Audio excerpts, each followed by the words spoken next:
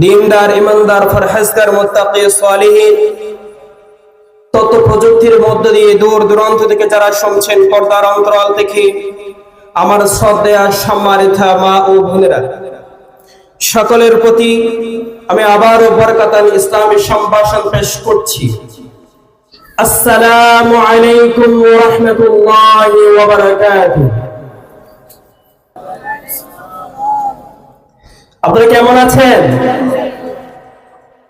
আলহামদুলিল্লাহ, যে আল্লাহ পাক রব্বুল আলামিন আমাদের প্রত্যেককে শারীরিক সুস্থতা দিয়ে মন ও মগজকে ঠিক রেখে এই সময়ে আলোচনায় আসার বসার তৌফিক দিয়েছেন, সেই মহান রব্বুল ইজ্জত ওয়াল জালালের দরবারে তারই শিখিয়ে দেওয়া ভাষায় উচ্চ কণ্ঠে কালিমাতুল শুকর আদায় করে পড়েন আলহামদুলিল্লাহ।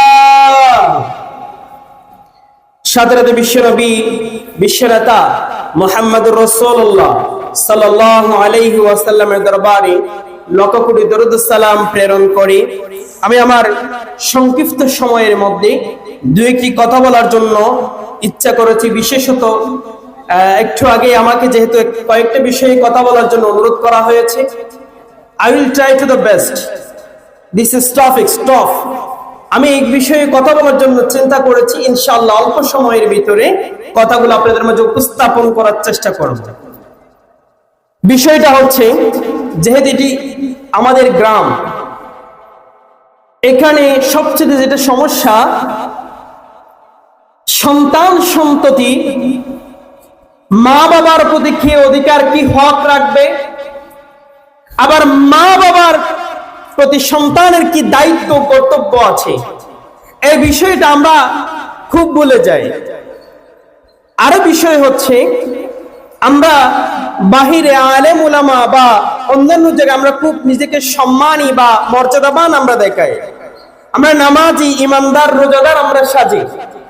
ভালো মানুষ সমাজে সবাই আমাকে চিনে, কিন্তু আমি আমার পরিবারে গিয়ে মায়ের কাছে, বাবার কাছে আমি কতটুকু সম্মানিত, মায়ের কাছে, বাবার কাছে আমার কতটুকু গ্রহণযোগ্যতা, আমাকে বলা হচ্ছে আপনি এই বিষয়ে একটু কথা বলবেন। তাই আমি চেষ্টা করছি এই বিষয়ে দুইটি কথা উপস্থাপন করার জন্য। পিতামাতার প্রতি দায়িত্ব কর্তব্য কি, এই ব্যাপারে আল্লাহ তাআলা সরাসরি ফরজিয়ত আবশ্যক করে দিয়ে আমাদের জন্য দাঁড়িয়ে দিচ্ছেন। কোরআনুল কারীমের 17 নম্বর সূরা, সূরাতুল বনী ইসরাঈলের 23 নম্বর আয়াত, আল্লাহ সুবহানাহু ওয়া তাআলা জানিয়ে দিচ্ছেন, ওয়া ক্বাদা রাব্বুকা আল্লা